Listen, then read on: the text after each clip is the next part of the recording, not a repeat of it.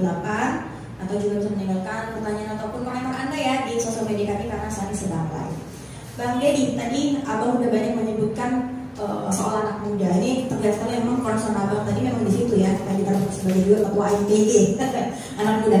Nah, seperti apa sih Abang melihat kecenderungan anak muda sekarang, baik yang milenial maupun Gen Z ya? Karena kita juga tahu data dari KPU bahwa pemilih terbesar saat ini itu adalah didominasi oleh generasi muda, terutama Gen Z yang juga menjadi pemilih pemula. Pak. Gimana Abang melihat ketertarikan sepak terjang mereka nih di landscape politik, Pak?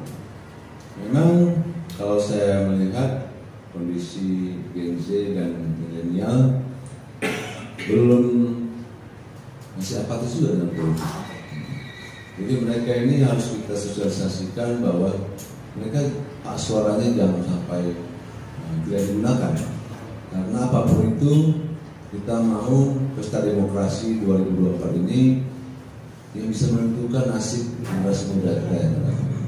Kita tahu kenapa saya selalu bicara tentang pemuda, karena fondasi bangsa ini ada di pemuda. Baik itu pemuda desa. Tanpa pemuda di desa, saya pastikan pembangunan desa pasti terlambat. Saya tidak mau nanti generasi kita terlalu terlena dengan kondisi yang ada hari ini.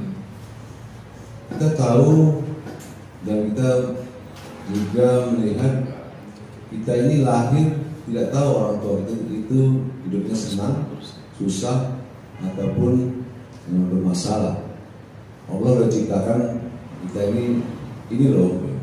Tinggal bagaimana hari ini pemuda itu harus menggali potensi yang sebenarnya ada di dirinya dan bagaimana membuka mindsetnya secara berpikir positif dan berpikir tentang bagaimana hari ini pemuda harus betul-betul berjuang untuk persaingannya cukup keras.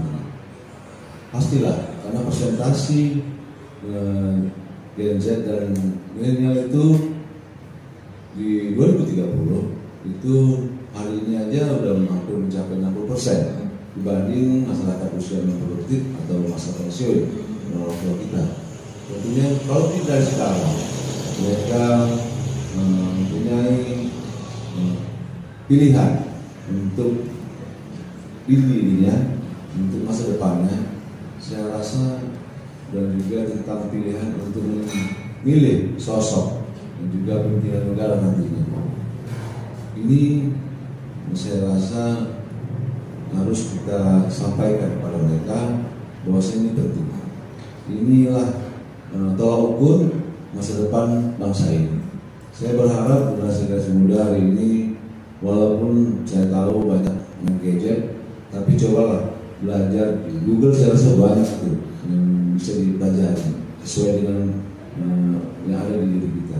Kita mau orang pemuda betul-betul fokus lah, dan kita tidak melarang mereka dengan gadget atau bergaul, tapi kita mau anak muda itu bergaul dengan orang-orang sukses, karena pasti dampaknya pasti lebih baik dibanding kita bergaul dengan orang yang tidak baik. Pasti kita lingkungannya pasti terdampak.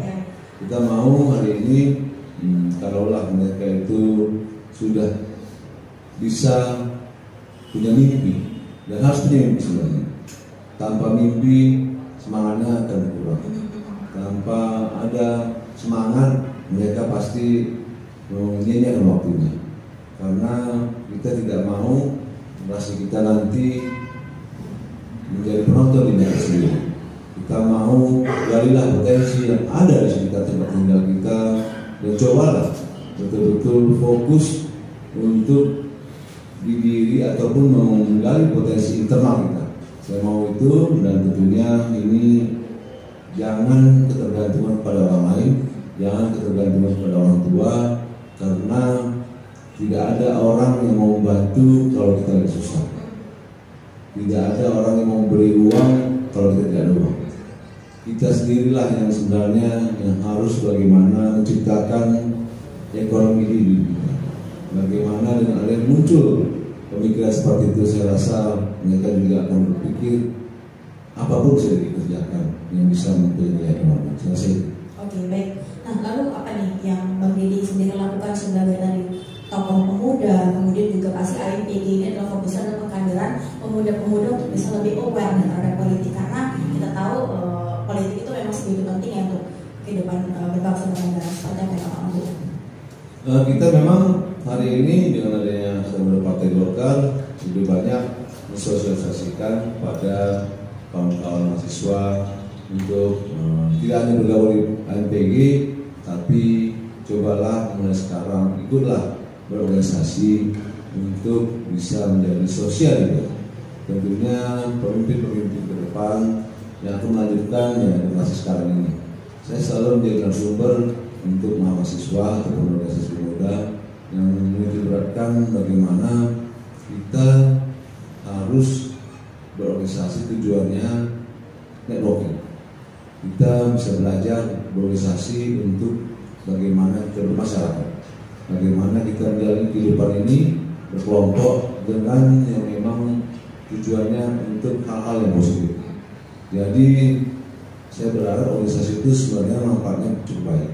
Tapi kami di ANPG lebih menitikberatkan bagaimana menciptakan pemuda yang mempunyai jiwa sosial entrepreneur dan juga jiwa sosial leader. Tujuannya menyesuaikan dengan karakteristik anak muda hari ini. Jadi kita tidak terlalu keras ataupun kaku dalam hal untuk mereka ikut bergabung, tapi pada prinsipnya cobalah mengambil mempunyai kelompok-kelompok yang tujuannya untuk positif. Oke, lalu Bang, apa nih mungkin tips yang bisa dibagi, yang bisa di-share pendengar semua, atau khusus untuk anak-anak muda yang barangkali mau mengikuti jejak seperti Bang Dedi, menjadi seorang pemuda yang berpengaruh ya untuk lingkungannya, kemudian juga kalau mau berpolitik harus mulai dari mana? Kalau tips dari Bang Dedi saja. Kalau pengalaman hidup saya hidupnya dari perkawanan, dari pergaulan. Saya pastikan karena tanpa ada networking ataupun tanpa ada relasi, apalagi saya wirausaha, tidaklah mudah untuk bisa untuk menjalani kehidupan ini. Tapi untuk hal-hal yang sifatnya untuk hidup politik semuanya butuh proses. Kita hidup ini harus punya etika, menghargai dalam hal di organisasi. Saya sendiri saja di organisasi selalu menghargai yang senior, walaupun kadang-kadang senioritas itu biasalah, semua organisasi. Biasalah ya. Oh, kalau lebih tua dikit atau bagaimana gitu. Baca deh, jadi kita itu ruang-ruang anak muda ini sebenarnya ingin menyuarakan aspirasinya, wawasannya dengan yang senior. Tapi ya itu tadi, kadang-kadang saya sendiri saja sudah merasakan di Partai Golkar. Tapi ya itulah dinamikanya. Tapi ya butuh kesabaran dan butuh proses. Dan kita juga kalau menyampaikan sesuatu yang kita rasa tidak benar, kita harus sampaikan secara elegan ya. Harus menghargai juga senior. Kita takut ketersinggungan. Kalau yang senior ini kan yang dewasa ini atau udah tua ini kan agak sensitif. Agak sensitif. Bahasa kayak gitu. Agak mendem. Agak. Berarti kadang yang muda lebih harus ngalah gitu. Iya, karena yang tua juga atau dihargai. Aduh. Tapi itu menjadi sebuah tantangannya juga yang harus yang muda-muda ini harus bisa manage ya Bang ya. Oh ya, begitulah kadang kehidupan organisasi gitu ya. Itu kehidupan ini. Kehidupan ini ya. Kayaknya harus berorganisasi di semua kehidupan gitu pasti ya. Oke. Saya bacakan interaktif yang udah masuk nih dari Bapak Rusdi di Sunggal Kanan. Siang Bang Dedi, semoga Abang bisa duduk di dewan dan bisa mengaspirasikan masyarakat. Amin. Kemudian dari Pak Wanto di Sukamaju. Kalau tidak salah, Abang tidak berdiri di Serdang ya. Saya tinggal di Sukamaju di Serdang dan saya selalu lewat di Pangsunggal dan kami berbatasan dengan Medan. Bolehlah Bang untuk jalan dan drainase disampaikan untuk dapat diperbaiki. Mana tahu suara Abang bisa didengar oleh Bapak Wali Kota Medan. Amin, saya doakan Abang duduk di dewan. Amin, Bang Dedi. Gitu dari keluhan masyarakat juga. Kalau yang pertama tadi Pak Rusdi, yang kedua yang nanya ini Pak Wanto. Mau jawab mana? Hah? Mau jawab yang mana? Yang tadi dong soal drainase. Oh. Atau dua-dua mau ditanggapi ya silakan. Yang pertama tadi? Yang pertama tadi doain Abang. Semoga Abang bisa duduk. Pak Wanto sama semoga Pak Wanto juga sehat-sehat. Keluarga keluarga. Yang tanya kedua tentang masalah drainase, ya pasti memang di Serdang ini berbatasan langsung dengan Kota Medan. Tentunya perlunya duduk bareng pemerintah Kota Medan dengan pemerintah Desa Serdang. Karena apapun itu aliran kesempel ya, drainase ya. Drainase ini kan sungainya itu sebagian ada di Desa Serdang. Sebenarnya itu harus yang dudukkan itu provinsi. Dalam hal ini dinas pengelolaan atau apa? Kalau ya, kementerian itu BWS yang harus kita sinkronisasikan antara pemerintah Kota Medan dan pemerintah Desa Serdang tentang master plan untuk penanggulangan banjir yang harus terpadu. Jangan Medan nanti tidak banjir, Desa Serdang banjir karena airnya mengalir ke desa. Itu perumpamaan. Bukan saya maksudnya mau bicara tentang apa ya. Tapi pada dasarnya untuk kebaikan kita semua, saya nanti bila mana duduk, apalagi saya di provinsi, insya Allah saya akan berkomunikasi dengan Kota Medan karena berbatasan. Saya akan berkomunikasi dengan pemerintah Kota Medan dan juga pemerintah Desa Serdang dan juga pemerintah provinsi khususnya selaku yang memang dua kabupaten kota itu harus diakomodir sama pemerintah provinsi. Oke, nah ini mumpung sekalian lagi ketemu Bang Deddy juga yang maju untuk Desa Serdang ya, dan semoga juga didengar sama yang sekarang masih duduk ya Bang. Ini kalau tadi ngomongin soal drainase, tadi ini saya kan orang Binjai nih Bang. Kan kalau mau ke Medan pasti balik dari Serdang dong. Dan itu kan ada PAM ya kemarin dan bolong ya. Nah, bolong dan sekarang itu jalannya rusak, kemudian bocor mungkin dari dirinya jadi menggenang air, jadi macet sekali Bang. Ini mungkin bisa menjadi perhatian juga ya untuk pemerintah dan juga ini untuk saya sampaikan juga nih ke Bang Deddy karena fokusnya untuk saya juga pernah lihat kok. Udah lihat kan pas itu lagi macet ini orang Binjai juga tinggal apa kan Bang ya? Iya fresh Bang jadi aduh ya oke. Nah Bang Deddy ini kalau bicara soal ketokohan popularitas kita tahu lah popularitas dari Bang Deddy gitu sebagai salah satu tokoh pemuda tadi ketua Karang Taruna juga dan sosial medianya juga sangat aktif nih Bang. Tapi kan popularitas dengan elektabilitas atau terpilihan itu dua hal yang berbeda nih Bang. Gimana nih Abang meyakinkan masyarakat bahwa memang Abang adalah sosok yang pantas untuk mereka pilih untuk bisa mewakili suara mereka? Saya sih nggak pernah memaksa pemilih saya. Memang alhamdulillah dengan adanya saya bermasyarakat dan berorganisasi adalah yang kayak kenal saya. Saya bersyukur dan memang hidup ini makin banyak kawan, makin banyak rezeki. Jadi kalau untuk keterpilihan saya nanti, tentunya saya juga harus menyapa kawan-kawan di dapil dengan tim saya. Dan pastilah saya harus mempunyai janji politik terhadap masyarakat yang memberikan amanah percayaan terhadap saya untuk bisa duduk di DPRD sebagai wakil rakyat. Yang mana wakil rakyat? Tentu dong. Wakil rakyat ya saya harus menyampaikan aspirasi yang ada yang saya dengar langsung terhadap masyarakat yang saya kunjungi atau yang saya konsultasikan. Pasti saya ingin akan membuat call center untuk memudahkan apa? Untuk memudahkan saya melakukan melihat permasalahan yang ada yang memang langsung saya terima dari masyarakat. Penting bagi saya nggak tahu sekarang kawan-kawan DPR apakah sudah mendapat informasi dari musikannya, tapi saya mau membuat konsep call center tujuannya walaupun sektor apapun. Jadi kita bisa menyampaikan permasalahan itu dan tentu harus kita sinergikan dengan program pemerintah, baik itu program pemerintah kabupaten, provinsi dan juga program pemerintah pusat. Itu yang terutama yang harus kita kuatkan melalui informasi dari bottom up dari bawah.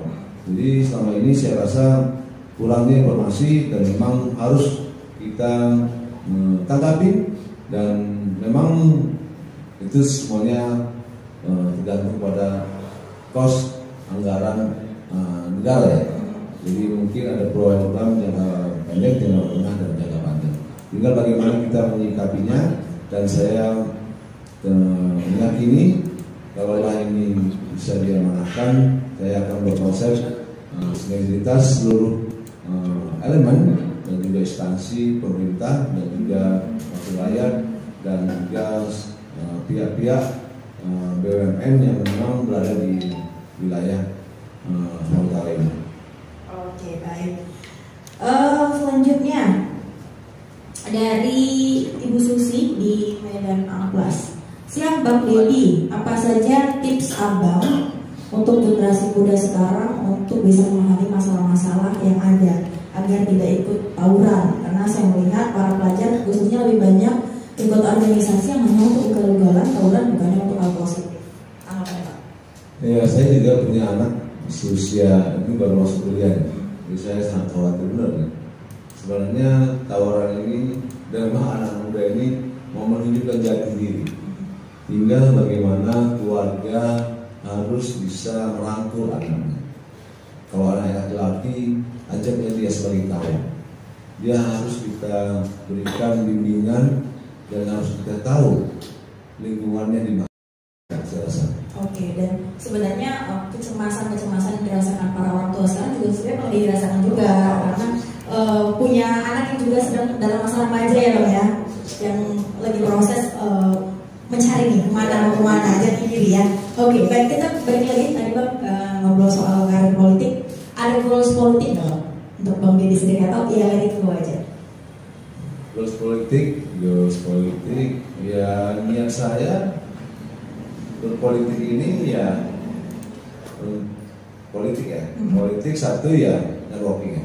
Saya bisa kenal kawan-kawan di Golkar atau di DPR RI pusat. Dan saya alhamdulillah dari kawan-kawan DPR RI bisa memberikan manfaat juga. Makanya ada program-program dari pemerintah pusat tentang sektor pertanian dan sektor infrastruktur. Jadi makanya ada manfaat juga. Jadi kebetulan kawan-kawan di Komisi 5 di bidang infrastruktur ya, dan juga Komisi 4 bidang pertanian itu bisa saya suarakan permasalahan ini karena keterbatasan anggaran di provinsi dan kabupaten juga terbatas. Sementara di APBN kan ada juga.